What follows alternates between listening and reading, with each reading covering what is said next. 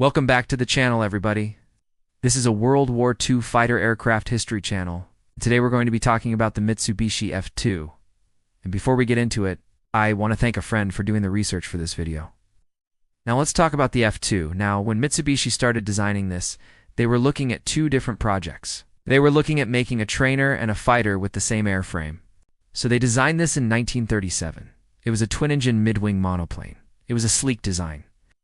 They wanted to call it the Mitsubishi 1 MF-10, but by December of 1937, after Japan had already started the war, they decided to change the designation over to the F-2 fighter.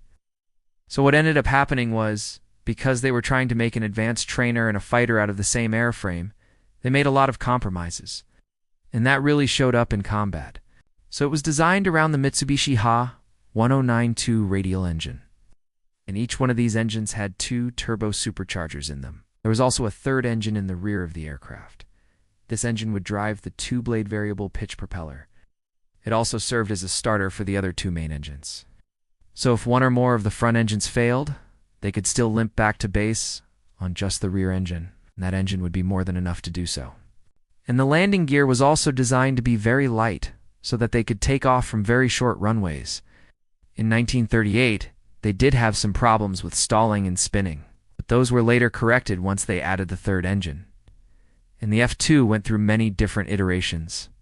There were several different versions of it. There was even an attack helicopter version.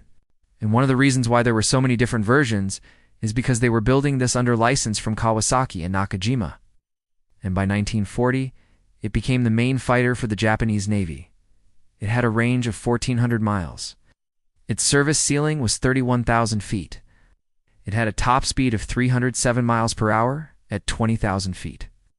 And its armament consisted of four 30mm cannons to 12.7mm machine guns and four 7.62mm machine guns. Some models had a bomb load of 1,100 pounds, and some could carry a torpedo. But here's the thing. While the F-2 was technically sound, it was just not a good dogfighter. It was actually considered to be worse than the Mitsubishi A6M. Which is kind of strange because it came out before the Zero and it had better specs than the Zero. The F-2 was just not as nimble as the Zero. It had a high landing gear that was far forward on the aircraft, which meant that it was hard to land. And so the pilots complained about that. He said it was difficult to judge the proper flare point when landing. The cockpit was too small and cramped for most pilots. One of the things about the F-2, though, that was really good is it had a great climb rate. That was one of the best things about it. It could get up to 35,000 feet in only 14 minutes. But that wasn't enough to save it. In April of 1942, during the Battle of the Coral Sea, the F-2 was up against American fighters like the F-4F Wildcat and the F-4U Corsair. And they lost almost all their battles, and so they were withdrawn from the front lines and put into a training role. And the F-2 was just too big to operate off of aircraft carriers, so they pulled it off carrier duty and put it into a ground support role, where it stayed for the rest of the war. As I mentioned earlier, the F-2 had several variants. There was the F-2A that had the three-engine configuration with the Ha-112 engines in the wings and the Ha-295 in the rear. The F-2B was basically the same, but it used the Ha-115 in the wings instead. The F-2C replaced the machine guns with 30mm cannons. And then there was the F-2D, which was supposed to replace the A6M0, but never quite worked out, because the F-2D was supposed to have a 20mm cannon in the nose instead of the 30mm. They didn't have enough of the 20mm cannons, so they had to use the 30mm cannons. So they had to redesign the nose of the F-2D, and that delayed it even further. And by the time they got it into production, the war was pretty much over. And the last variant was the F-2L, which was the attack helicopter version that I talked about earlier. It had a large cabin that could hold up to 6 men. It was originally armed with four 7.62mm machine guns, but later it was redesigned with four 13.2mm machine guns. It had two bomb racks under the fuselage and another rack under the nose. There were several major problems with the F-2. One of them was the complexity of the airframe. With three engines, it was harder to maintain and repair than the A6M, which was simpler and easier to work on. The F-2 had no self-sealing fuel tanks, and so if they got hit in the tanks, they would immediately catch fire and the pilot would be killed instantly. Also, the reliability of the airframe was not the greatest. It had a lot of electrical problems. So basically, if they got out in the combat zone, they couldn't really fight. Now, Mitsubishi tried to fix a lot of these problems with the F-2D, and that's why the F-2D is called the Mitsubishi F-2 Navy Type 0 fighter. And that was because they were trying to make it a replacement for the A-6M. They took the F-2D down to the drawing board and they redesigned it with a new wing that had a thicker profile to it. This was to increase the dihedral angle and increase the stability of the airframe. They changed the tail assembly.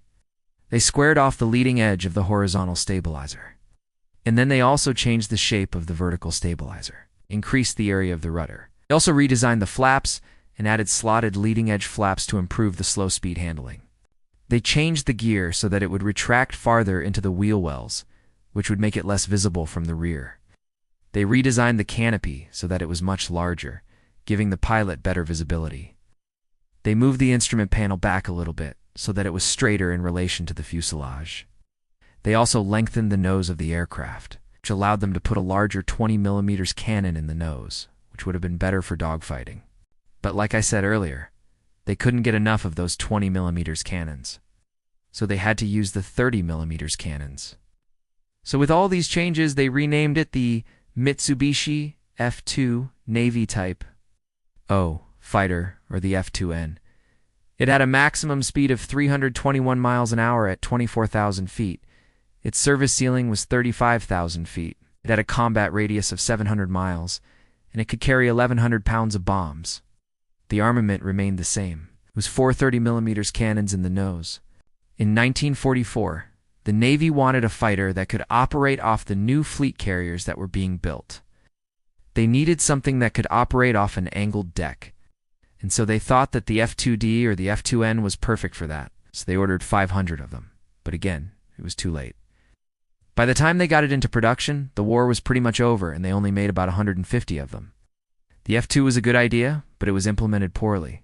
If they would have made the changes to the F-2 that they made on the F-2D sooner, maybe it would have been a better fighter. But by the time they got it right, it was too late. The war was pretty much over. If you enjoyed this video, please hit that thumbs up button and share it with your friends. Do not forget to subscribe if you haven't already so you can be notified when I post new videos.